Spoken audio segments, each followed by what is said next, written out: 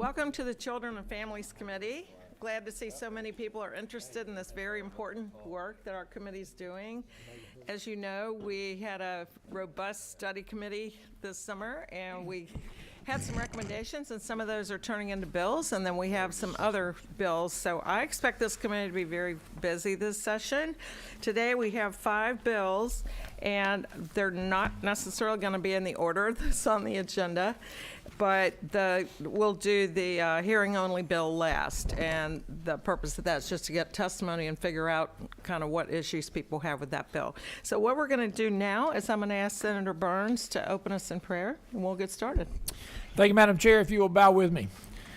Father, we're richly blessed, and we're highly favored, and we're grateful for the privilege of service. Thank you for this committee and the work it does for Georgia and for families and for children across our state. Give us your will and your wisdom, and keep us in your hands and as you guide us through the rest of this day. In Christ's name I pray. Amen. Thank you. Okay, first bill we're going to do is Senate Resolution 471. Senator Albers, can you come up and tell us about it? Yes, thank you, Madam Chair, distinguished committee members. It's an honor to present Senate Resolution 471 today. This is a priority of our President of the Senate, the Lieutenant Governor. And we all, I think, have seen over the last several years a bit of a crisis when it comes to having affordable child care. We already had significantly increasing costs as well as challenges finding people to be able to work in that industry before we got hit with the COVID-19 pandemic and then 40-plus year high inflation.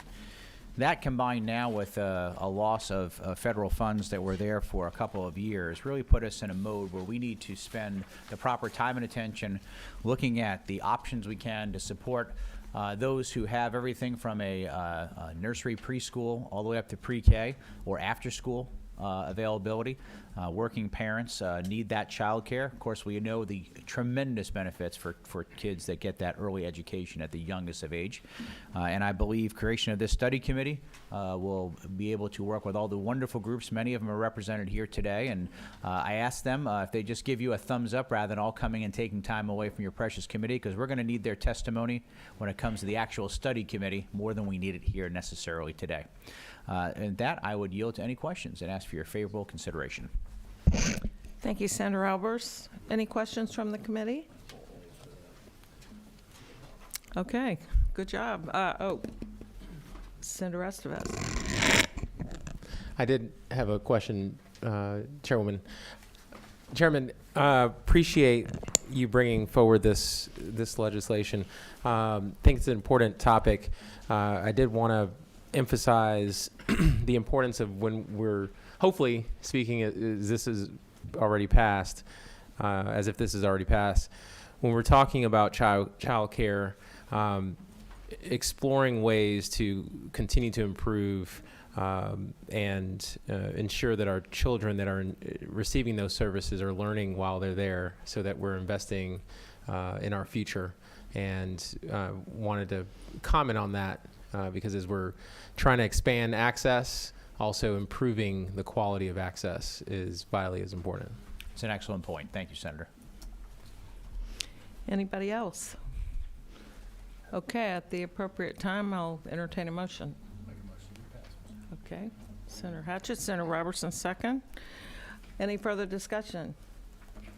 Okay, all in favor, raise your hand. Any opposed? Thank you very much, Senator Albers. Thank you. Okay, the next bill that we're going to hear is Senator Tillery. You want to come on up? Senate Bill 376.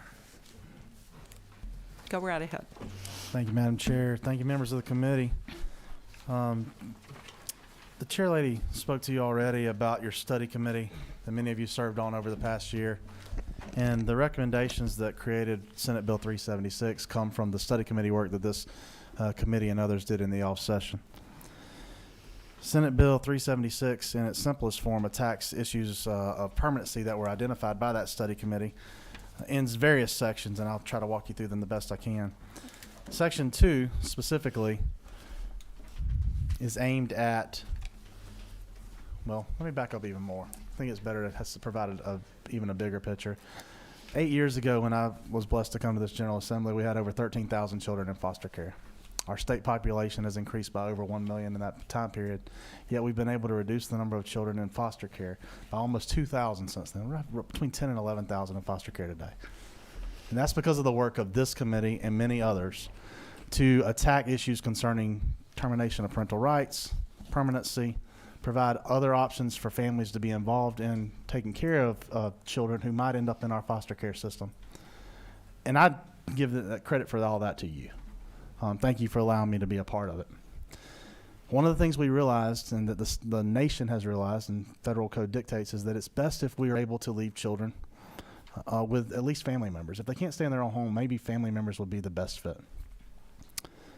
In this process, though, you have to evaluate the family member's home to see if the family member is able to take care of that child. You don't want to put the child in a situation where they're going to be turned over again quickly thereafter. We've had some instances come up where a family member said, hey, listen, I'd love to take this child who may be my sister or my brother's child or my uncle or my aunt's child, or maybe it's a niece myself.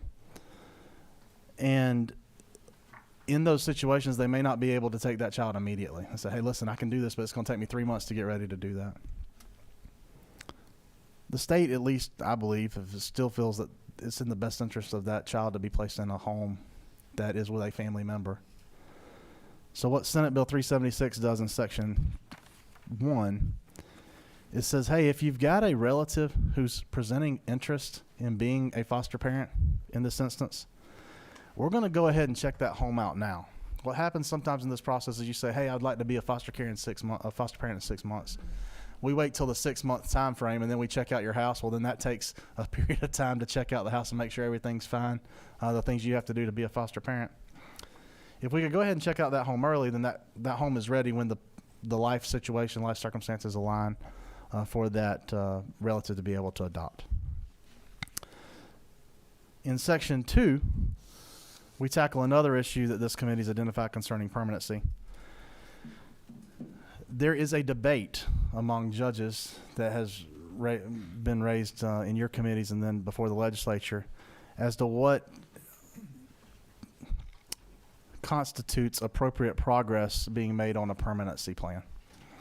Now, a parent whose child has been taken and placed into foster care has a plan made for them that if they do X, Y, and Z, or A, B, and C, then they can meet standards that will reunify that parent with that child.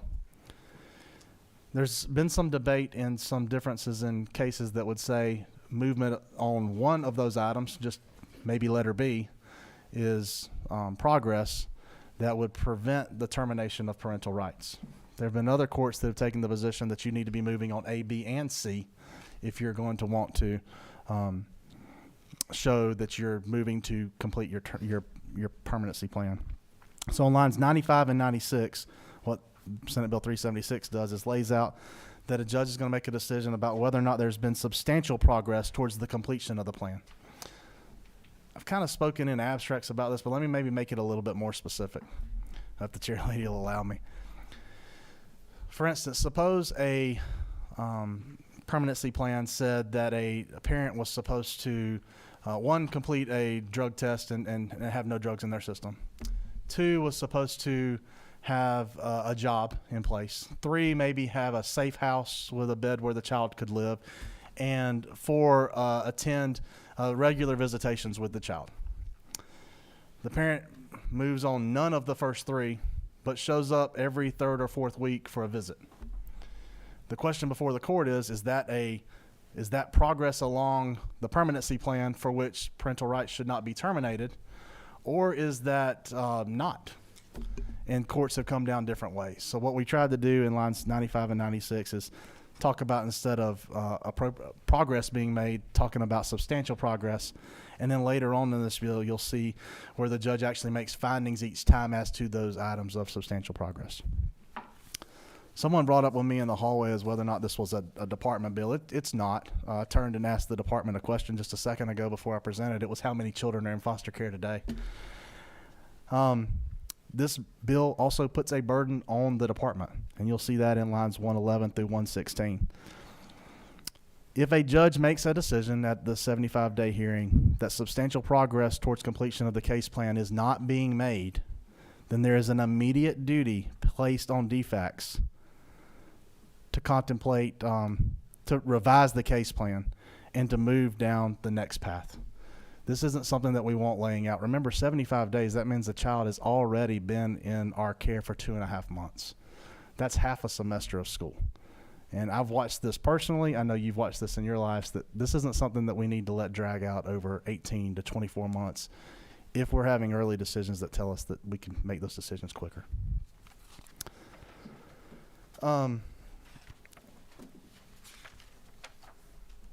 Last but not least, I kind of already alluded to this. In Section 5, you'll see where the judge will make determinations each time as to whether or not the guidelines are being met to move permanency hearings along. To meet the TPR guidelines of permanency. I think this is a bill that isn't going to make the front page of any papers, and it shouldn't. It's not a bill that folks are probably going to come beat down your doors and thank you for passing. But it is a bill that when a child is in that already traumatic situation of being removed from their home, it helps speed up a decision on permanency so that they're not awaiting a decision when they're 16, 17, or 18 and being moved along out of the foster care system. Chair Lady Kirkpatrick, thanks for letting me carry it. Thank you for the work of your committee to bring this up before in the subcommittee and the study committee. And if there are any questions, I'll take them. Thank you, Mr. Chairman. I had a couple questions.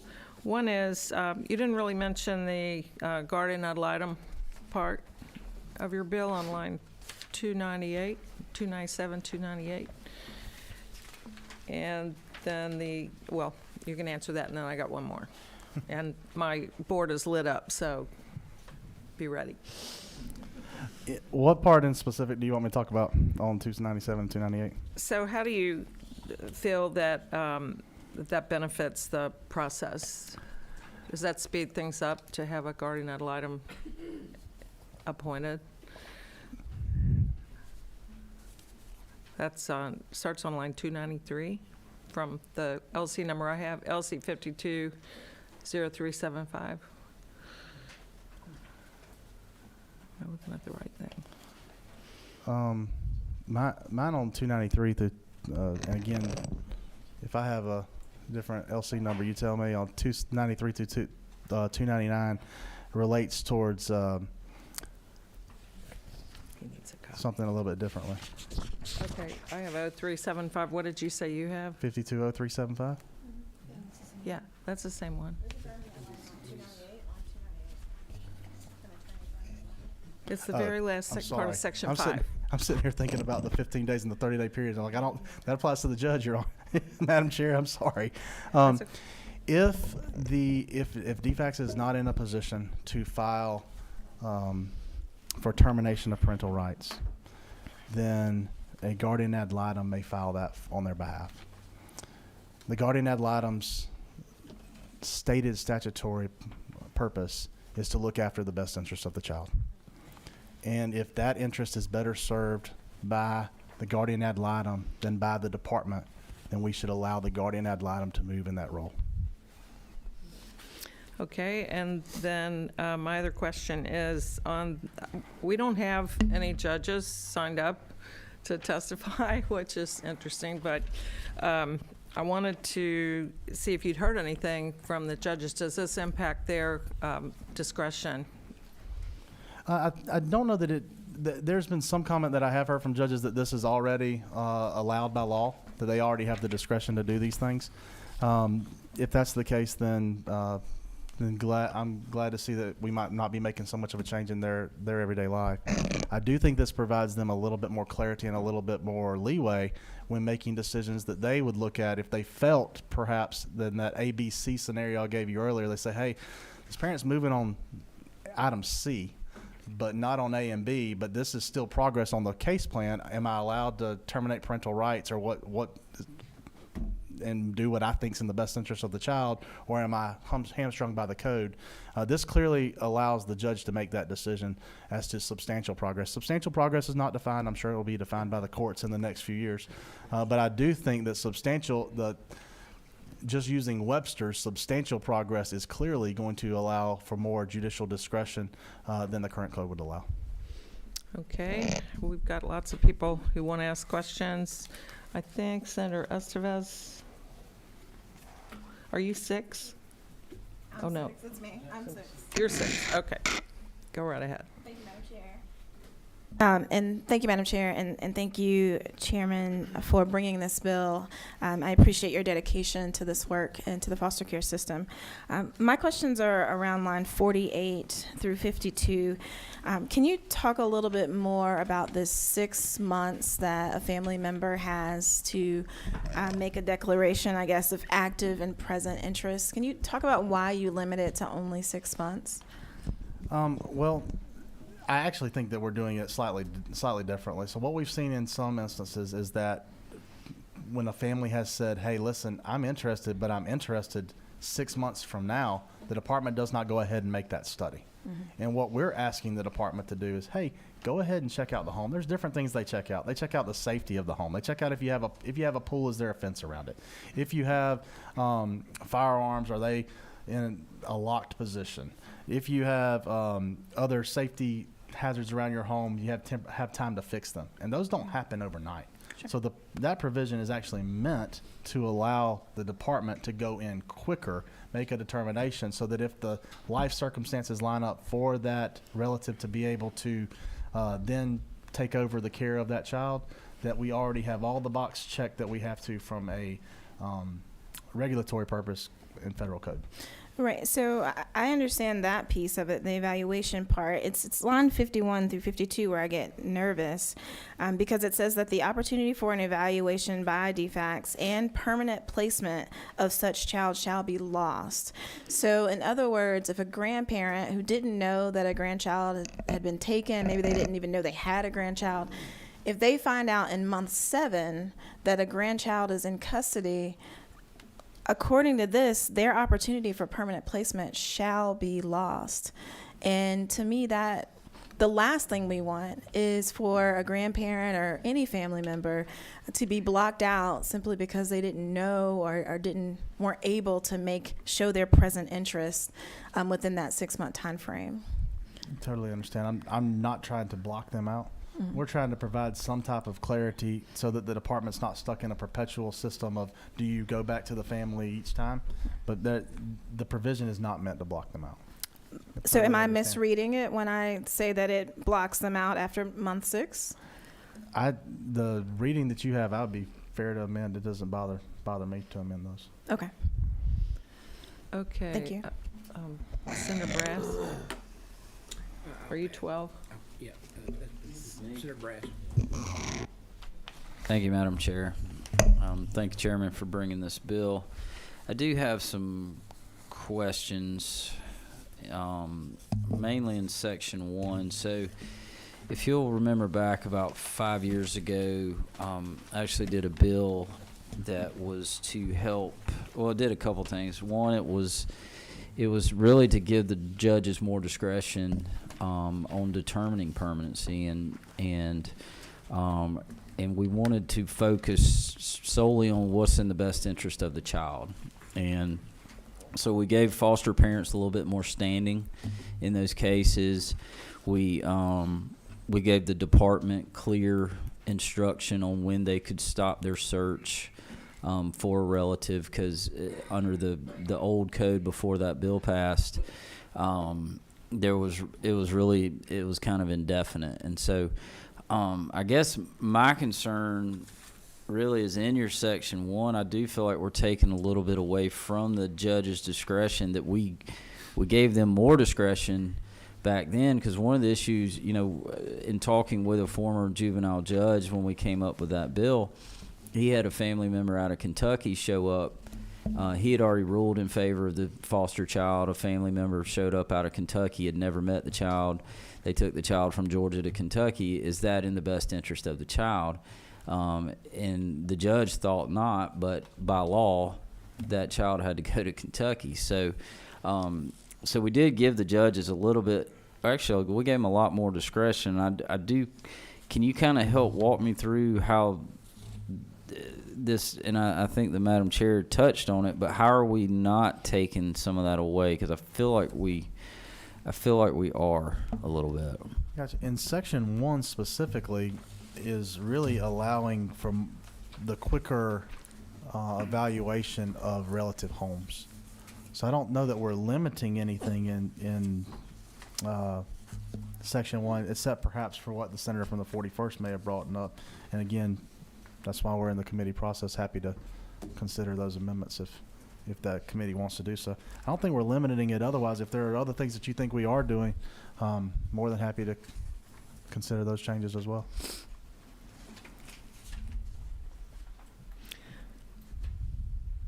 Okay, Senator Mallow. Oh, sure, yeah. If you don't mind, I apologize, but so I guess just from my understanding, are you trying to say, let's say that this relative may be ready past the shot clock, so to speak. There's a current shot clock on when the department has to stop looking for this relative. And they say, we're not ready right now, but we will be in past that shot clock. You're saying are you trying to give the judge the ability to say, okay, well, maybe it is in the best interest? I'm not trying to look as much in the judge at section 1 as I'm Mhm. trying to put burdens on the department to say that if there is a relative out there who's told us they want to be involved, even if their current life situation doesn't allow them to be involved, the department should have a burden of checking that home and making sure that home is ready. So that's all I think I'm doing in section 1 there. If you think I'm limiting it otherwise, and your mention of the shot clock probably does tie into what the Senator from the 41st was talking about, of the time that the DFACS has to make their diligent search. I imagine that Senator from the 41st is probably why that line was there. But again, if you want to change that, it's not bothering me. Senator Mallow. Thank you, Madam Chair, and to Chairman Tillery. Work with DFACS quite a bit in my district in Savannah, and we have a current situation in relation to using the definitive term of relative. Many fathers who are fathers that have children that enter DFACS care and custody are finding that they have not legitimized the child. And so in the court proceeding, the father who has not legitimized the child is not considered a party to the communication that comes from the court and or DFACS. And when we talk about relative in terms of who would be a relative because he's not legitimized this child, my question to you in use of this definition, would that father have or receive notification from DFACS? Because oftentimes currently they are not, because they're not recognized as that child's legitimate father. And sometimes what we've found in a situation where a mother may lose the child, but she is married to someone, that person is actually considered the father over the individual whose blood is with that child. And they receive no recognition, no notice. And DFACS has been working with me on a situation where a child has been abused. The father would like to get custody, but he hasn't legitimized the child. And we've had to find a way to get him an attorney who can move for legitimization so that he could file for relief from the court. How can this help us with that and the definition of the term relative? Well, Senator Mallow, not the answer you want to hear when I'm presenting a bill to you and asking you to vote for it, but this bill does not address that. The term relative is defined elsewhere in Title 15. I believe in it might also be defined also in Chapter 11 of Title 15. So it does not address that. But in the past, what we have done in a different committee I used to be on in Judiciary is we addressed a matter concerning a putative registry, which was set up to handle things like this. So that is handled elsewhere in code. There may actually be another bill that is pending right now that I think addresses some of the things you brought up. But I want to be candid with you, this bill does not. And just a final follow-up question, Madam Chair. And so if it's not addressed when we say that they will lose that interest, that would not apply to those fathers that have not legitimized a child that could have made an interest in permanent placement. Well, let me back up with you on that. It doesn't, we don't define relative in this bill. I think there are other bills that will be dealing with relatives and legitimation. But it is not addressed in this one. Yeah, I'll just comment briefly on that. We did pass one bill last session about the DNA paternity evidence and making that self-actuating or something for the courts. But one of the recommendations of our committee was to address legitimation because we still have a two-step process that's more complicated than almost all the other states. And now we're working hard on trying to figure out the best way to do that. But it turns out it's very complicated and affects multiple parts of the law. And so we don't have a bill ready to drop on that yet, but we're working on that. So rest assured. Let's see, Senator Burns. Thank you, Madam Chair. Thank you for the author and his work in this area. This is for my edification. Currently, DFAC's capacity to evaluate potential placements. Would this increase that or reduce that, or how do you see it impacting DFAC's ability to evaluate the environment? When you say capacity, do you mean as Workload from their perspective. that would be a question you're going to have to ask the department on that one. Okay. I asked the question because some of my juvenile judges suggest that they have limited ability, and that's one of the reasons why they might defer the timing, although I support your timing. And I do recognize the value of the child being placed within a family unit if possible, but I just wanted to make sure that we were at least aware that this would impact the potential challenges that DFACS faces. And we do I know this from the other committees I serve on, we contract that process out in, if not all instances, the vast majority of instances. So that's a very fair point that we may need to address in other committees. All right. Thank you, Mr. Chair. Thank you. Senator Robertson. Yeah, just for a point of clarification, when mine and my wife's home was inspected by DFACS, it was done by a contract employee who was employed in the real estate profession, and they had a checklist to go through and make sure that we had all the right safety features and fire extinguisher, everything else in our home. And luckily in my home we have no firearms, so it was a quick inspection that was done, and all of our plugs were plugged up and everything, and so we were able to get a child fairly quickly into the house. Madam Chair, I don't know if members can be cited for perjury or not. So. Nobody believes you, Senator. I'm sorry. Any other questions from the committee? Any amendments? Would like to thank you, Madam Chair. Just want to come back to our point that we discussed earlier to see if this is amenable to the author. So looking at lines, is that paragraph 48 to 52. So my understanding, Mr. Chairman, is that your goal here is to force DFACS to do a timely evaluation. Full stop. Is that correct? Correct. So would it meet your goal if we just struck everything after on line 50 after the word relative? I was going to suggest striking after the semicolon, but that works. Yep, Perfect. after the semicolon. So, Madam Chair, at the appropriate time, I would like to make an amendment. Okay, this is the appropriate, well, actually, this is not the appropriate time. We need a motion first, but we have, I'll make a motion. Do pass. okay, we have one person signed up to testify before we get there. So you guys, calm down. Is Taylor Hawkins here? I think you wanted to speak to 376, or did you mean to sign up for 401? Both. Okay, come on up. In the interest of moving forward, I will be brief. Thank you, Madam Chair. Really appreciate the work of this committee. My name is Taylor Hawkins, and I represent Frontline Policy Council. We work with different foster care agencies, highlight the work that they do with our several hundred thousand what we might call advocates or members of our organization across the state, and the different churches that we represent as well. And I just wanted to communicate to this committee their full support of this legislation.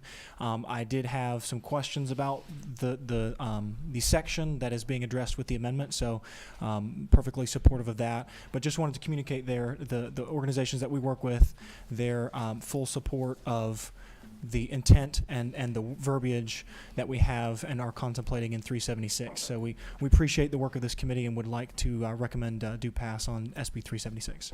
Thank you so much. Thank you, Madam Chair. There's nobody else signed up to testify. So at this point, I think all the members have asked their questions, and I'll entertain a motion.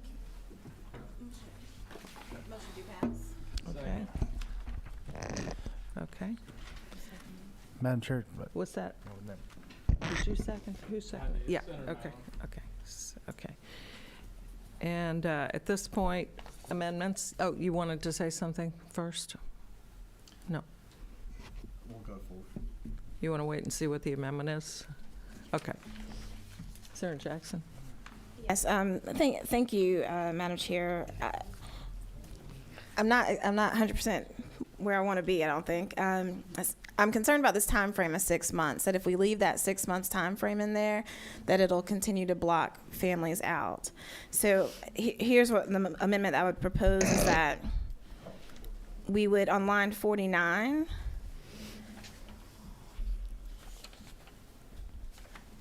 I'm sorry, let me start here. On line 50, we strike after the semicolon, provided that we strike all the way to the end of line 52. Maybe I have to do this in two parts, because I do want to address the 6 months, but maybe I can't do that in one amendment.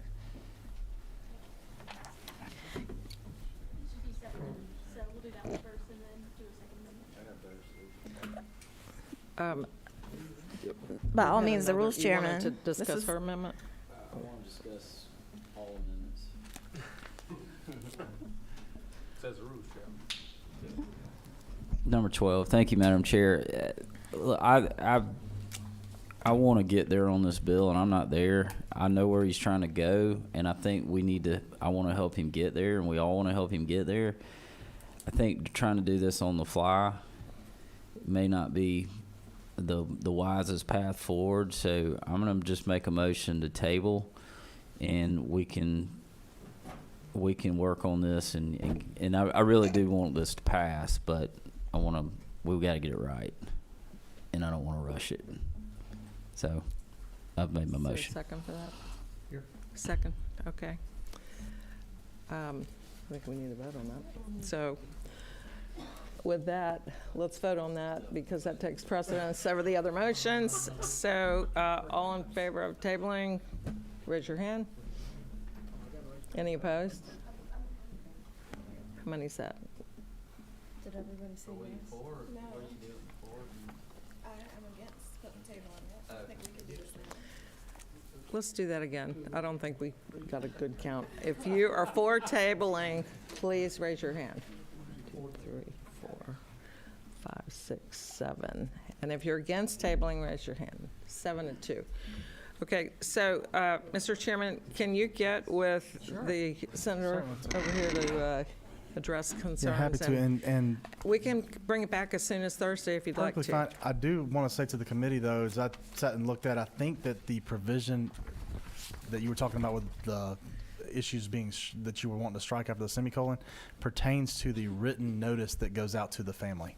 So I think that probably didn't have, but that's great that we can fix it, and I'm always thankful for my friend, the rules chairman, who's able to amend bills.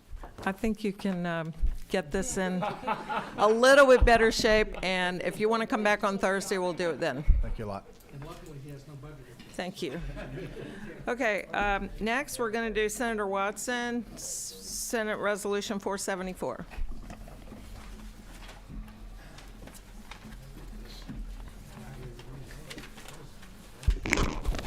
Thank you, Floor Madam is Chair. yours. And if it's okay with the madam, I'd love to have Jerry Bruce come up with me.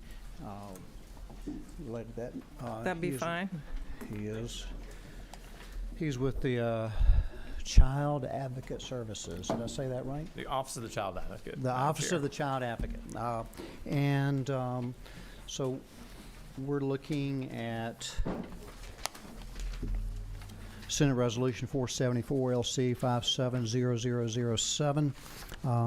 And basically, many times, and I'm sure all of you can relate to this, we think that your specific area, if it's being done there, then it's being done for the rest of the state. And this is one of those situations similar to the crisis stabilization units and the teams that we had there that we discussed in the past. This is one of those things that actually just happened in Chatham County, and as a that worked with Mr. Bruce relating to this. And the big picture is basically there on the last page, where this was a pilot program, Chatham County, in which they hired 3 full attorneys, social worker, legal secretary, in the child welfare cases, working with the Office of the Child Advocate and Protection of Children, Division of Family and Children Services, and so forth. It was partnering with a federal funding collaboration with judicial partners. But if you look at line 67, and that's where the meat of this is that for children in foster care, time was reduced from 29.7 months down to 19.9 months. So basically from 30 months to 20 months, providing, and it was because of what was done there. And I think that's important to look at. And this is an encouragement for the rest of the state to do what this has been done in the pilot there. And I'd like to turn it over, if it's okay with Madam Chair, to Mr. Bruce and let him talk about this, because it was a lot of what they have done in his office, and because of him and their office that this took place. Go right ahead. Thank you, Madam Chair, and members of the committee. I'm Jerry Bruce, the Director of the Office of the Child Advocate, and I'm very grateful for the committee for considering this motion today for the resolution. This is just a program where we go around the state, we watch a lot of court. I used to be a child welfare lawyer. I was a SAG for DFACS. I was a juvenile court judge. So I still watch a lot of court. Across the state, we have what I don't hesitate to call a crisis in advocacy in our juvenile courts and our dependency cases especially. Because on the delinquency side, we've got dedicated prosecutors, dedicated public defenders who are professionally devoted to that area of work and learn it. The dependency side of things is actually one of the most technically complex areas of law that we have in our code since the 2014 revision, which sought to professionalize and really bring up the level of the work in the juvenile courts. And we don't have a quality of lawyer across the state willing to devote themselves to this work, primarily because it takes a long time, court hearings are long, dockets are overcrowded, and the pay is very bad. So what we've worked on is leveraging a change in a federal rule that happened in 2018 to allow states to recover a portion of costs expended for attorneys for children and for parents. Because we're the Office of the Child Advocate, we've focused on children's attorneys in this case. And what we've done is we went to Chatham County because of a relationship with Chief Judge Tom Cole in the juvenile court down there, and we worked out an MOU with the county and the juvenile court that said, look, you're already paying a bunch of money for these lawyers. The judges were complaining about the quality of the legal representation in their courts. Other people were as well. I think CASA's had concerns as well. So we went in, worked with the county. The county basically took over the appointment and qualifications of the lawyers from the court. So the court's now independent. These lawyers can advocate independently without fear of being fired. We also gave them, our office provided them a lot of specialized upfront training in the particular things they can do to move cases and to advocate for the best outcomes for their clients. For instance, if there was a delay in filing a petition for termination of parental rights, we told them, you're empowered already. File the petition for termination of parental rights if that's what your client wants. File a petition for permanent guardianship. Move these cases along. And just the fact that they're advocating, right? When someone makes a motion for continuance, which happens all the time in juvenile court, you've got someone who's looking at that critically and standing up and asking the court, maybe we don't need a continuance today, or let's not continue it till the next scheduled court date. Let's continue this to tomorrow or 2 days from now. So we're moving these cases along. And we've provided them continual case consults from our office and assisted them with questions. And the result you can see in the reduction of time in care in the first year of that program from almost 30 months to just under 20 months. So that advocacy started really moving cases, and Judge Cole and the other judges in that circuit juvenile court have been extremely complimentary of the work of the Office of the Child Advocate and of that local child advocate attorney's office that we've put in place. And because of this, we've had other counties that are now coming out and saying, hey, we want to get on this bandwagon. So we can't recoup all the money that Chatham County spends or that any county spends. The level of reimbursement is, like everything on the federal level, tied to a complicated formula, but we're getting them about 20 to 30% of the money they're spending on child advocate lawyers back to them again. And before, they were getting nothing back. So they're getting something back, they're getting a better quality, children are being better served, the court's running in a more orderly fashion. We've got Gwinnett County now and Troup County both lined up to become our next places where we're going to be working on this. I've talked to the judge in Coweta County who'd like to do it as well. So we're in a position to really roll this out statewide, and this resolution simply supports this work, raises the issue to sort of a more public level, and allows us to really continue this work. And I would be remiss if I didn't point out, Madam Chair, that although this resolution highlights the work of our MOU partners, the Juvenile Court and the Chatham County Commissioners, we've had a lot of assistance from others in that court system as well, including the CASA program down in Chatham County, because before this program came in, our juvenile code requires CASAs to seek to work with the child's attorney. And they were telling us that they weren't getting calls back when they tried to work with the child's attorney. They weren't working collaboratively. And now those child's attorneys are working collaboratively with CASA. They're seeing how their work dovetails together. They're not in competition with one another. They're working for some of the same goals. So there's a lot of moving parts here, but this is just one thing that really highlights our ability to actually have some financial remuneration to counties that are very hard pressed to pay for the costs of advocacy. And we believe that if they're going to do that, we should try to get them as much money we can back, and we should also ensure that what they're paying for is a good product. So thank you, Madam Chair. Thank you. We do have one question. Senator Mallow. It's always amazing. Thank you, Madam Chair, when we talk about some great work down I-16. And to Senator Watson, to you, sir, one of the things we've identified coming out of Chatham County is that we have some of our best family law attorneys that sit as a pro tem judge. And when they sit as a pro tem judge, they can no longer present cases before the court because they've sat as a judge. And that has disqualified a lot of our really good family law attorneys from being able to represent those clients. And so what this office has done in this partnership is given us those attorneys skilled in family law to represent these children and their families, so that while we do have some of our better pro tem family law lawyers that are pro tem judges, this is kind of leveled the playing field so that the representation is equal on both sides, because we have a lot of cases. I see Ms. Quick in the back, and Commissioner Brose has been very receptive to work with us on so many of these issues. So I thank the Senator for bringing this, and would you just speak to how pro tem judges are skilled family law attorneys and why they can't present a case in front of the court, so folks can understand why you lose those attorneys? Sure. Madam Chair, may I? Thank you.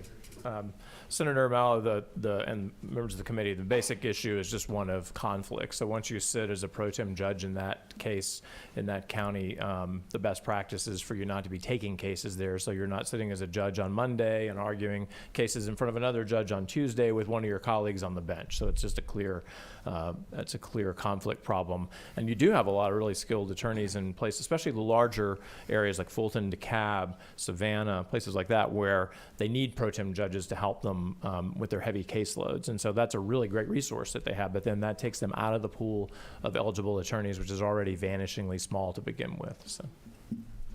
Thank you. Other questions from the committee? Okay, at the appropriate time, I'll take a motion. Who's second? Estevez. Mallow, Estevez. Okay, any further discussion? All in favor, raise your hand. Any opposed? Okay, it's unanimous. Thank you very much. Thank you. Thank you.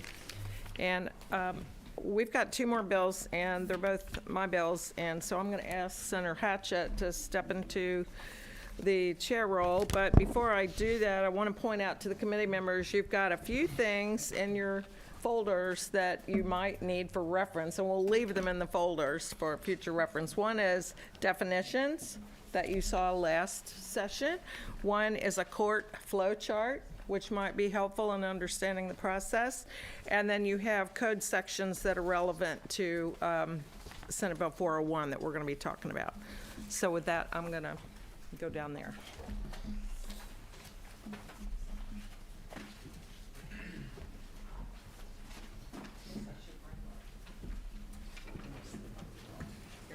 You have to do it by memory. That, and I'll take this.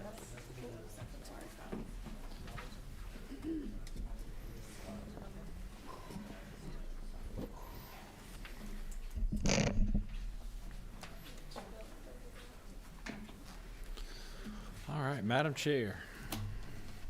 Which bill are you going to start with?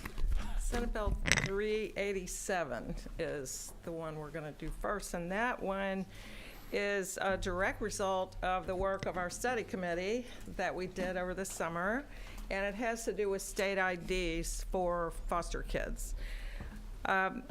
This was one of the committee's final recommendations when we learned that many of our foster kids have difficulty obtaining a state ID, and for the younger kids, they, in many different situations, need a photograph.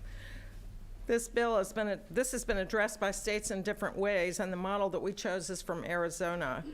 The bill does several things. It waives the requirement for a parent, guardian, or responsible adult to sign the application for a personal ID for children 14 to 17 who are either in DFACS custody or who don't have a residence, for example, homeless youth. It does not change the documentation required, it just waives the signature requirement. The second thing it does is it waives the requirement for a fee for children in state custody or receiving extended care services from DFACS. And I did communicate with DDS earlier today. They have no concerns about any part of the bill. So they are good to go. And number 3, it requires that a child or youth entering foster care is given a photograph within 90 days of entering care and makes that a DFACS responsibility. And then 4th, it makes DFACS accountable to manage the ID card process so that a child has an ID within 90 days of entering care. There are many reasons that kids need IDs, including concerns about abduction, trafficking, runaways, or simply employment, driver's license, and things like that. So the committee felt, and this bill is a result of that conversation, that we can do something that doesn't cost a lot of money, that's pretty straightforward, that's going to help a lot of kids. And Department of Human Services has said, bring it on. They're happy to take that additional responsibility. So with that, I'm happy to answer any questions. Thank you. Mic number 11. Chairwoman, first of all, I want to thank you for working on this, and it was a recommendation of the committee. And I want to be clear, these IDs require the same documentation that any other citizen going in looking for a state ID needs, correct? That's correct, and in fact, you'll notice at sort of the end of the bill, I think it's line 187, everything has to be compliant with Real ID. Yeah, exactly. And with that being the process, these IDs will not be flagged that will identify these individuals as homeless or a child at risk, right? It'll just be the standard Correct, state it'll just be ID. a standard Okay, ID. thank you. Got mic number 5. Is that Senator Mello? Madam Chair, me and DFACS, we go together real good. With this issue and addressing the ID, this actually lessens the ability to identify children in the foster care system, because many children who are in the system that may be in group homes, foster homes, they do not have that documentation to go get that ID. However, if the system takes it on in the initial portion of it, then that ID can travel with them, because in order to get the ID, i.e. we had an issue with trying to get a birth certificate, and you just can't get that if you don't have all this other stuff. Is that not true? That's correct. And so, again, the responsibility falls on the Department of Family and Children's Services to ensure that the child or youth gets the ID in the time frame that we talked about, and so they would then have to work on helping obtain the documentation required. Thank you. Senator Jackson. Thank you, Madam Chairwoman, for bringing this bill. I'm so grateful. I think there are two things that this bill doesn't entertain that I'm concerned about. One is the 90-day timeline. So I actually work a lot with helping people get their IDs, and birth certificates from other states can take a long time. And so I'm not recommending that we expand the 90-day time frame. I just want to say that could be a difficult lift for the department to make, because I am very aware of some states in which getting that birth certificate can take more than 90 days. So just wanted to name that aloud. And then the other thing that this bill doesn't entertain is what happens when the child loses the ID, and are we going to provide them with another free ID? The bill doesn't entertain that. I'm not sure what we want to do about that, but they're 14. They will lose their ID at some point. So. I'm sure some of us have lost our IDs before also. Right. And I actually wasn't thinking about that in the bill. We can certainly consider adding something, but I think Driver Services is completely on board with supporting this population, and I am quite sure that they would be happy to help provide them with a another ID if they lose their ID. I can confirm that with them. Sure. I'm not sure if we need to add it to the bill. Yeah, I don't know that. I don't know if we do. I just wanted to raise it. Hang on. Add language to the bill Chairman because Payne. it says they're going to get an ID, so if they're absent an ID, then the door's open for them to get an ID. That, wouldn't you say? I mean, it's not.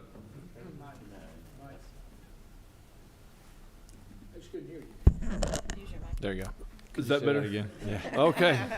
Sorry. I don't think we have to really amend the bill, the language, just to say if they've lost their ID, they get another one. I think they're stated they're supposed to have one. So if they're stated in the law that they have an ID or be issued an ID, then I don't think it kind of just, I think we're miring the waters to. All right. If there are no further questions, what's the will of the committee? Number 11. Mr. Chairman, I'd like to make a recommendation do pass. We got a motion to pass from Senator Robertson, second from Senator Merritt. All those in favor, raise your hand. I think I can vote for my bill. Yes, you can. That's unanimous. Thank you. Today. All right, so Are then you we ready have for 401? the second Bill 401, and this is hearing only. Hearing only. All right. And this, again, was a result of our very lengthy and complicated discussions about what we've been talking about as the shot clock for dependency. And it turns out that it's pretty complicated because we did pass some legislation a few years ago that did require data reporting, and yet now that we're digging into it, it turns out that we really don't have a statewide data collection system that's being used to report juvenile court data. And that's partly because the juvenile courts operate in a different way than the superior courts, the appeals courts, and all the other courts. So it's a lot more county dependent on how that works, and there are there's a lot of variability in how that data has been reported. So the reason that I know that is because after our committee met, and actually way before that last spring, we heard testimony from the Office of the Child Advocate that we were lacking a statewide data reporting system. So that's when it first came up. And in looking at the data that is being reported to the Administrative Office of the Courts, which is what the legislation the law currently in place requires, there are some big gaps. And I won't go into a lot of detail, except that we have a large number of counties that are not reporting the data. And then we have other counties that are reporting it in different ways, either with a system called JCATS or with a different system. And we know that we have a statewide system that the superior courts use, and that is not being used by the juvenile court system. So part of what's in the bill, and that's in section 1, is we, I think, as Children and Families and the General Assembly, we need this information. And so Section 1 really clarifies and tries to focus the juvenile court reporting and make sure that that information gets to the General Assembly so that we can better address what's missing and what we need to do to fix it. The bill does not contemplate how we fix it at this point. We're just talking about the reporting piece. That's Section 1. And then in Section 2, 3, and 4, which are not related to directly related to the reporting issue, we're eliminating in this bill the service by publication requirements for adjudication hearings. And some of the judges have mentioned that the publication in the local paper, local organ, slows things down. Since we dropped the bill, I've heard some testimony or some comments about that getting rid of that publication requirement could be problematic. So I'm interested to see what comes up in terms of comments about that. And as a general rule, the adjudication should take place within 15 days of the time the child is removed from the parent's custody under existing timelines. And the orders of adjudication must list with particularity all the issues which led to removal, as those will be addressed in the plan for reunification. A child may be adjudicated to be a dependent child if found without his or her parent, guardian, or legal custodian, and that's in the code section that you guys have in your folders. So there's a feeling generally that service by publication delays adjudication by some period of time, 3 months possibly. And then in Section 5, we're trying to eliminate the delay in filing a petition to terminate parental rights by removing the requirement of endorsement by the court. There is no definition of endorsement in Title 15, Chapter 11, and no uniformity to the standards or processes used by judges across the state. So all that to say that what we are realizing is that dependency is complicated more than other court proceedings. The juvenile court system is complicated in different ways than our other court systems. And so the idea to start with on this bill was to go ahead and try to get the information over here where we can look at it and try to help figure out a solution to where we can standardize this data, because right now that's not really the case.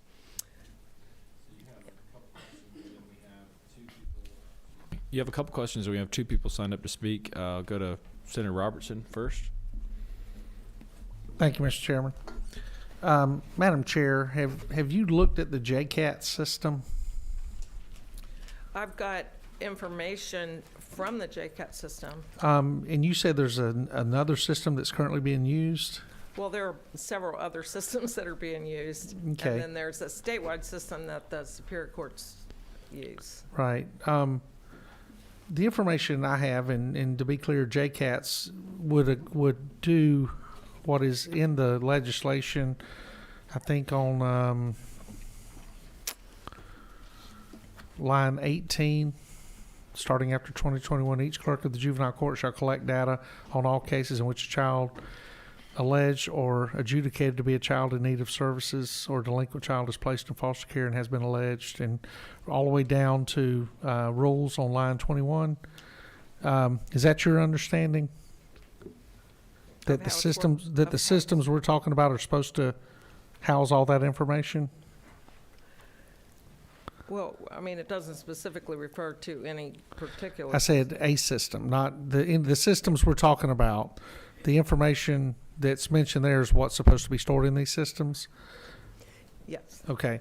Well, and of course, we run into this in not just juvenile court, but in Superior Court, court management systems, case management systems, jail management systems, where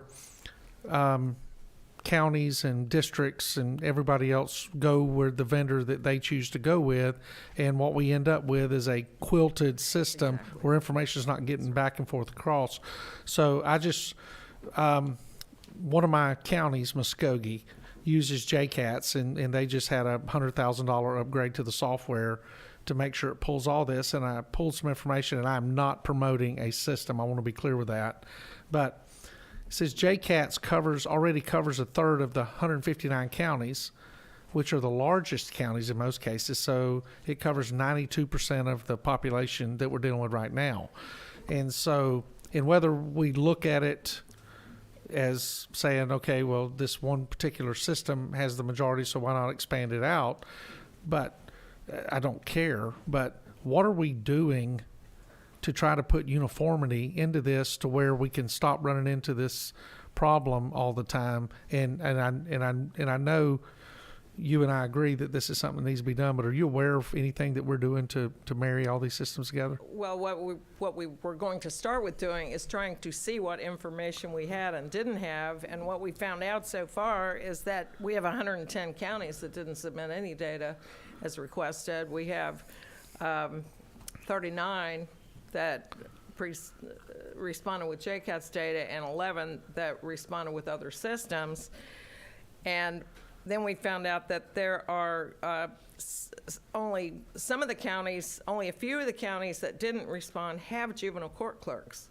And so, again, it's a complicated problem, but I'm not trying to propose a solution with this bill. I'm trying to make sure that we can get the information and know what we have and don't have, so we can at least know what the gaps are. And if we can come up with a solution in the meantime, that's great, but I'm not sure it's going to be that straightforward. But we're working with, I'm working with the office, the administrative office of the courts, and the department, and the juvenile judges. There are a lot of players who, and the clerks, and there are people who have opinions. We don't want to tell the counties necessarily what to do without providing a way for them to do that. And so I'm not sure that we're ready for the how to solve it part, at least not with this bill. I'm just trying to get as much data as we can. And just a quick follow-up, looking on line 21, when we talk about that, we do not give them the pathway to do that. We say on 22, courts shall also transmit such data to the administrative office of the courts.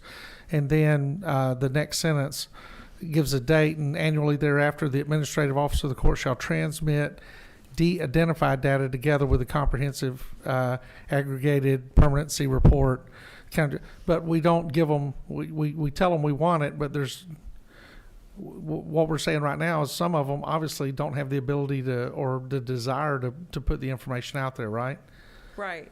And actually, if we're going to require this information be transmitted to us, we need to tell them the format in which we want it. So this is a beginning, and so I'm not sure that we have all the answers yet, but the point was to try to figure out what we have and what we don't have, because just until I wrote a letter to the administrative office of the courts, we didn't have any of this information, and so I think we got to start somewhere, and this is a way to do it. Final comment, I think this is a great place to start, and the reason that I wanted to bring it out is I want to make sure everybody understands that this is the type of dysfunction that we're dealing with, and something that's extremely important.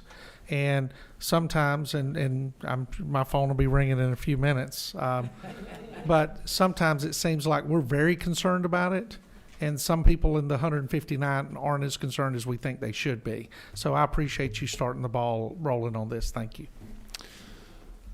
You got a couple more questions. Senator Burns? Thank you, Mr. Chairman, and thank you to the chairman for bringing the bill. I want to focus on Section 3. Which deals with notification. In my district, I have a juvenile circuit that includes 4 counties, and this is input from one of my juvenile judges, and I want to just read his comments and ask you to kind of respond. The concern is let me start by saying that I and we, and that's the juvenile court judges, do not oppose the bill. So the juvenile court is not opposed to the bill. Our concern is that this section removes the constitutional protection and rights of adequate service and notice. We're worried that if we don't notify all parties, that it could jeopardize permanency of the child down the road.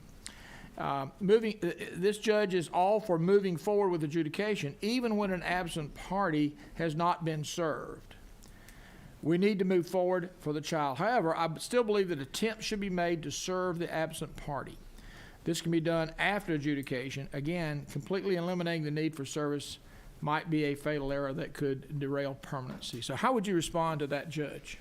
I would say that's not the first comment that I've had about. I didn't think it would be, but I just wanted to make it. About the potential impact of changing the way that we do service.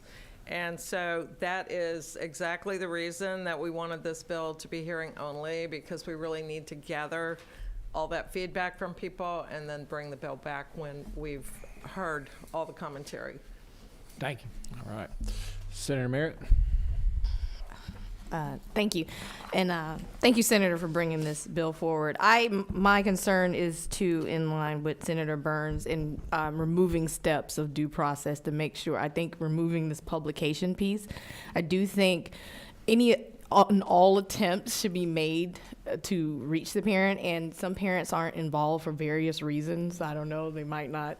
We don't know what the dynamic has been as to why they're not involved. So eliminating any steps to try to reach them, I'm a little concerned about that.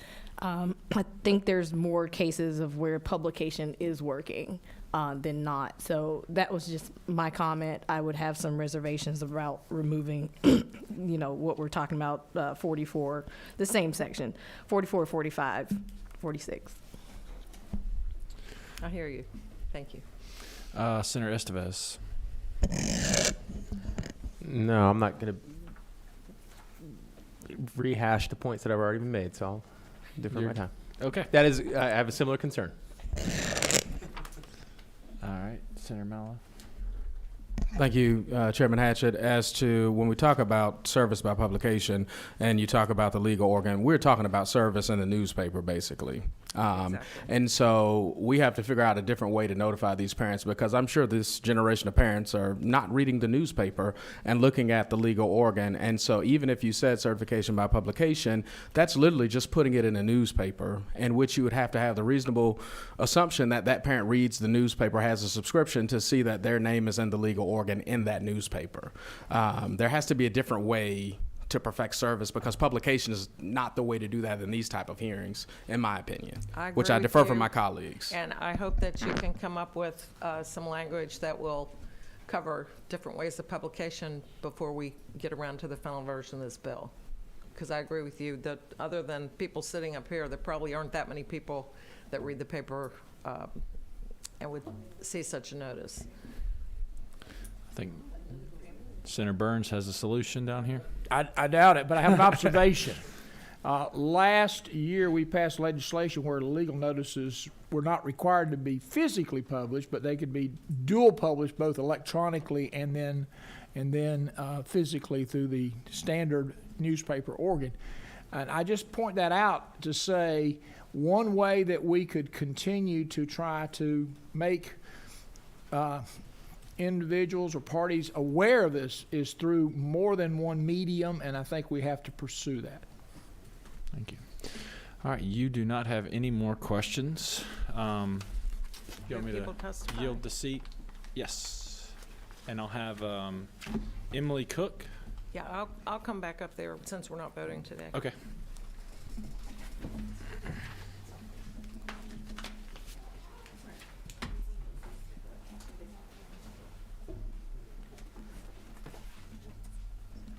Good afternoon, Senators. My name is Emily Cook. I'm the Preventive Legal Advocacy Fellow at the Barton Child Law and Policy Center. And before I begin, I just want to thank this committee for your diligent efforts on behalf of the children and families. I'm sorry? Oh, sorry. A little taller. Okay, let's try that again. All right, so I wanted to thank you all for your diligent efforts on behalf of the children and families of the state of Georgia. I know that you all have been very busy this session, and your work is truly much appreciated. I would also like to thank you for the opportunity to comment on SB 401. I'll note with my comments that before joining the Barton Center in 2022, I spent 7 years representing parents and children in dependency proceedings in the Okmulgee Judicial Circuit. In that time, I served on the steering committee for both of our northern and southern family treatment courts, and for a period of time also served under contract as the sole guardian ad litem for the children of our 6-county circuit. I am before you here today to express concerns that have actually already been expressed by a number of you here on the committee with respect to due process implications of SB 401. I know that you all have looked at the text, and as it stands, a party to a dependency proceeding, if they can't be located after diligent search, OCGA 1511-161 permits the department to perfect service through what we commonly refer to as service by publication. And as has been noted, that does entail generally running notice of the process in the newspaper for 4 weeks before proceeding to adjudication. I'll note that notice by publication is not at all unique to dependency proceedings. That's common throughout our civil procedure process across cases and different types of actions throughout the courts. The concern here is that as currently proposed, SB 401 would essentially strike any and all requirement of notice, period, for any party that can't be located. So we would be saying that where it's presented to the court that the individual is missing, we don't know where he lives, we've checked the databases, hired a process server, tried to get it done, can't do it, the court would just proceed. My concern with that is that we would be essentially up against a situation where I believe that if anyone comes back to challenge any of the court orders that are entered after that point, any subsequent orders, those challenges, as best I can tell, are very likely to be successful. And any order subsequently entered by the court would be vacated and the case remanded for new proceedings. So that's really the crux of the concern, is that it leaves all subsequent orders in jeopardy and would not provide for finality with respect to the decisions the court is making on behalf of the interests of the children. So that's really where our concern lies. Under all court actions, the 14th Amendment, the Due Process Clause, requires us to check that box for notice. We have to show that a party received notice and an opportunity to be heard, and publication, while an onerous process and outdated at this point in terms of providing actual notice, it has been upheld time and time again as a reasonable means of constructive notice, meaning it does, even if the party never sees it, it gives us a manner of checking that box. So that's what's at risk here, and that would be our concern. Okay. Senator Estevez. Thank you, Chairwoman. Hi, thank you for your comments. Can you give us some ideas, or are there any ideas aside from the traditional notice by publication of other types of notice that you've seen be successful, if any? I'm not aware of any real alternatives out there for notice by publication. It sort of is the last ditch effort, and it really represents a striking of the balance that if you don't know where someone is, how are you ever going to locate them? And we can't just hold up legal proceedings waiting months and months and months to search for somebody. So that's why the Supreme Court has time and time again upheld notice of publication as sort of the best means of striking that balance. I think we could, in theory, that could all be updated to the digital age, and maybe there's some other methods like that. But the idea of just putting it out there where it can be seen for that individual, where it could conceivably be discovered by an individual, I think that's all that we know to do at this point. Without unduly delaying. And it's sort of a legal fiction, but it's the best way we've found to strike a balance. Thank you, Madam Chair. As it relates to the service and the notification by publication, if an individual were to challenge that, they would be able to say, hey, look, I've worked at Home Depot for the last 5 years. I'm in the public eye, and I work at Home Depot. You could have found me any day of the week at Home Depot, but you put it in the newspaper when I'm very present and plain, because the idea of perfecting service is not necessarily that what's the litmus test for what is a reasonable attempt? And so if a person does have a Social Security number, do you know that person's Social Security number? Can you call the Department of Labor to see if there have been tax payments to this individual, to Department of Revenue for personal state income tax to tell you where this person last worked, that type of thing? Is that considered when you talk about the perfection of service, or is that just saying to perfect service is I couldn't physically find you, I looked at the best information I have, we couldn't find you, so we're going to serve you the notice by publication, in which case you can say, hey, I've been reasonably present, I've been paying taxes to the state, I don't know why you couldn't find me. I've been very open and out, and I didn't know this was there, and I don't read the newspaper. And the appeals court will most likely overturn that, saying, hey, this person was out there, you could have found him, why didn't you do some of these additional steps? So that's a very good question, Senator Mello. So what the court actually does, anytime we're looking at a challenge to notice, particularly if notice was done by publication, the court is going to look at those diligent efforts. So anybody, like under our current 1511-161, the department has to approach the court before it's allowed to publish notice by publication. The department has to approach the court, usually this is done by affidavit, but explain whatever efforts have been made that they've failed, and the court then signs an order permitting service by publication. So there's sort of a review of that process ahead of time. Some of the other states that have similar legislation to what's being proposed here, Florida, for instance, dispenses with notice by publication, but does require that affidavit of diligent search to go on file. So that's what, when you're challenging, you do have the opportunity to walk into court and say, never mind whether the notice of publication was done correctly or run long enough or said the right things. Let's not even get there. I'm challenging that they couldn't find me in the first place. And when that challenge is raised, the courts of appeal do look at that record to determine what efforts were made. And it's quite common that the court might overturn a case saying the efforts were not in fact diligent, or the court failed to make the finding necessary to enable notice by publication. So there's sort of a two-step process in those challenges. Thank you. Okay, we've got a few more questions, and then we've got two more people to testify, and we have a hard stop at 2:30, so everybody can try to keep your comments, questions sort of brief. Senator Merritt. Thank you, Madam Chairwoman. I know I keep hearing, publication is dated and no one's looking.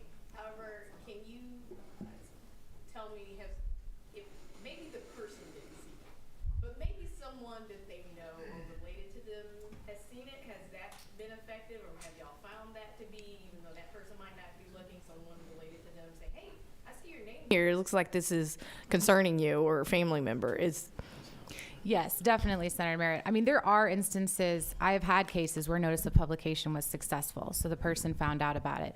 There's a lot of nosy neighbors and prying relatives out there, and they very often, will get word to individuals. I want to also note the flip side of that that's interesting and relevant here is that you also are going to have instances under SB 401 where a missing parent finds out about these proceedings and has what we call actual notice that the proceeding is pending. So they know that it's going to happen.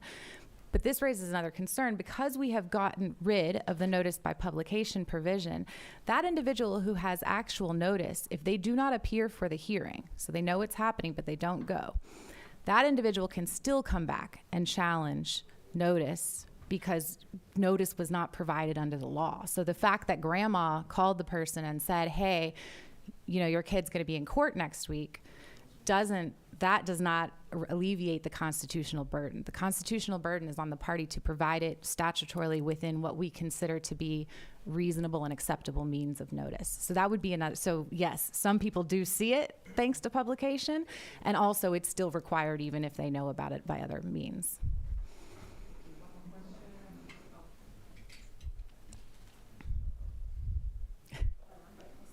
Yeah. Okay, Madam Chair, thank you. This actually, Madam Chair, I think it would be helpful to me if the department could provide us with a list of what their due diligence steps are. So like what their attempts are for how to make notice, just so that we can get a little clearer picture of all the different ways that they try to perfect this before publication. I see some heads nodding, so thank you. I'm sure they'd be happy to do that. Thank you very much. Thank you, Senators. Okay, I'm going to ask Dana Krem to come up.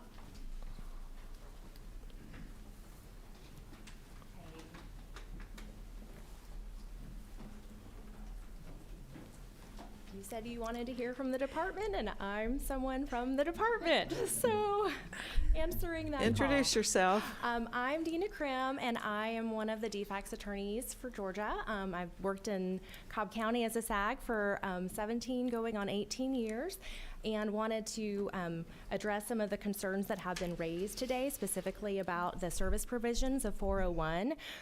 First of all, want to make sure that we all understand these are just about the parents that are, we can't find them, and we have looked for them, and I'll get into that in a second, but they're so out of touch with the lives of their kids that they could go into foster care for 2 weeks and they have no awareness or knowledge of that fact. So this is strictly just for truly missing parents. Sometimes they end up showing up at the adjudication hearing because they've, heard through the grapevine about it. But if they don't show up, then the department, as the petitioner, would have to provide the court evidence of about exactly what they've done to locate and serve the parents with their petition.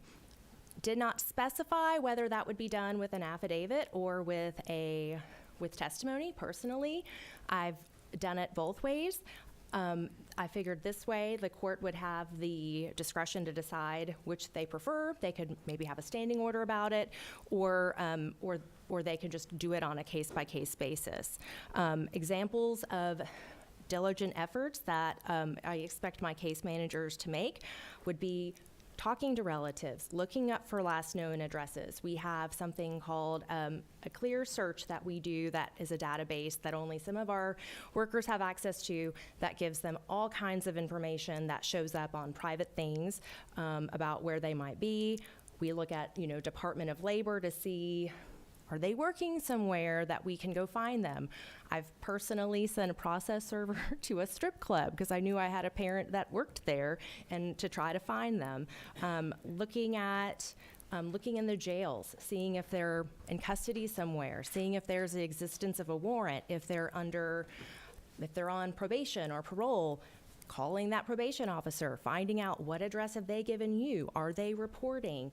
So those are just a few of the examples of things that I would expect my workers to do. And there is nothing in this legislation as proposed that takes away the court's discretion from determining at the adjudication hearing that either whatever was laid out in the affidavit or whatever the case manager testified to wasn't enough, and then having the court say, this is good cause to continue. I want you to do X, Y, or Z extra, and then we'll come back after that gets done. Other examples could be, one of the things that we get back with the clear search is known email addresses.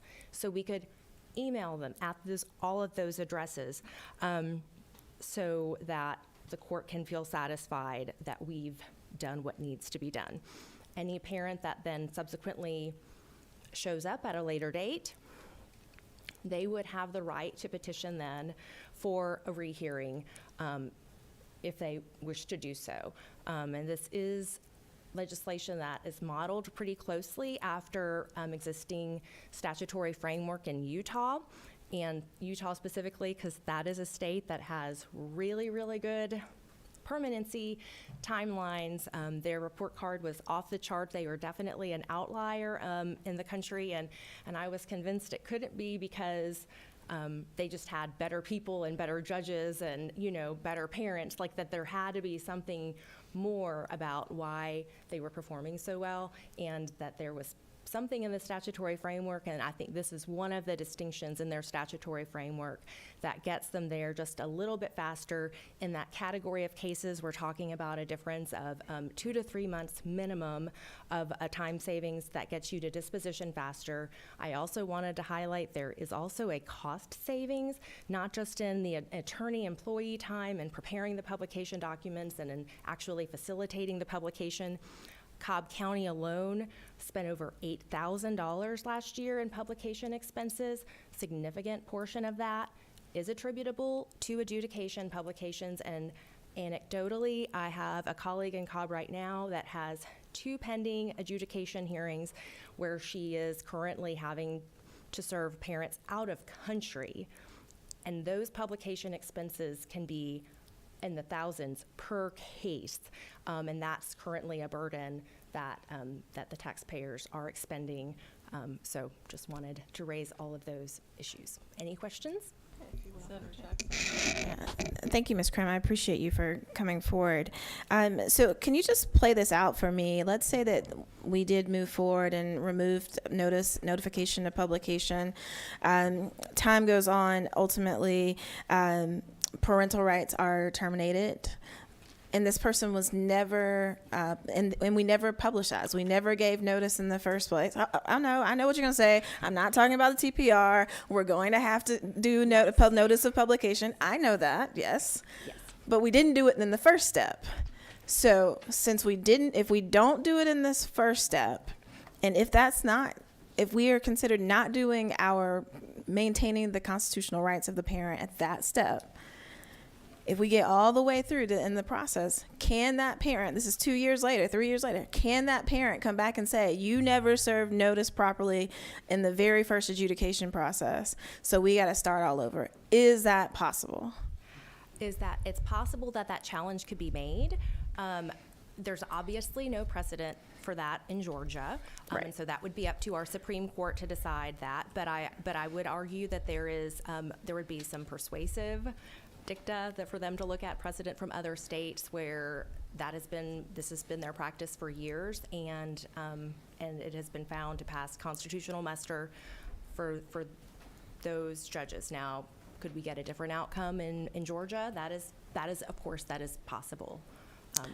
Sure. And then one follow-up question to that. So it's my understanding that in states like Utah and other places that do this, that these processes happen simultaneously. So it's not that they don't run the publication, it's that they just don't wait for the publication to run. So in other words, they go forward with adjudication, but they're doing the 4 weeks and whatever paper in Iowa or wherever, but that they still do the notice. That's my understanding. And so I guess I'm questioning, would the department be open to that model of going ahead, continuing the adjudication process while still meeting our due process concerns by doing the publication?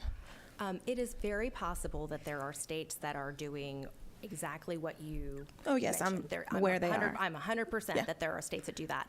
I'm fairly certain, based on my review, and not just my review, but that Utah doesn't do that model. Like, they don't do publications, period, for adjudications in these circumstances. They do have some additional information in their rules, which of course that would also be something that our judges, could work on promulgating, where they have, delineation about the court, giving the judges a little bit more discretion to say what sort of notice could be reasonably calculated to get to the parent. But this allows for that. Like, the court is the one who decides if the diligent efforts were made, and if they weren't, then the court can say, I want you to do X, Y, or Z more.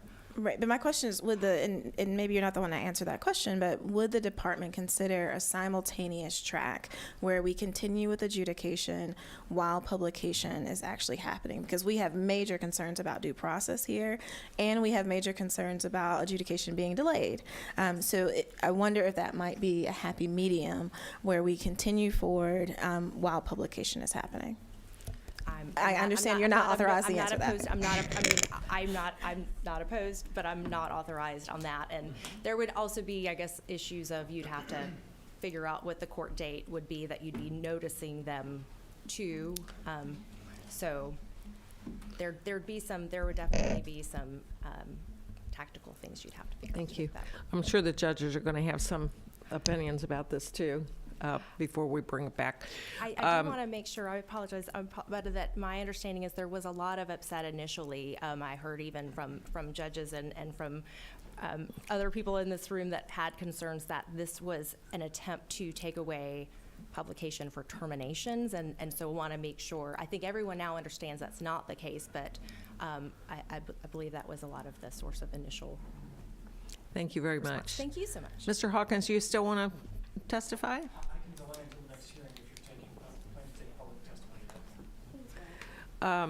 We'll be taking testimony again when we come back with different version of the bill. So thank you.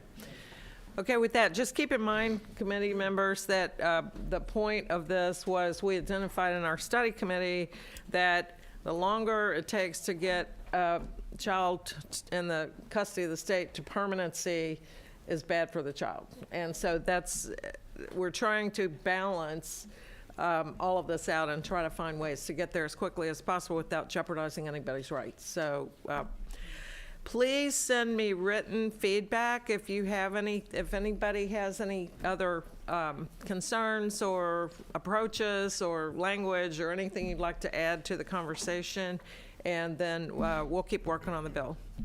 Thank you very much. With that, we're adjourned.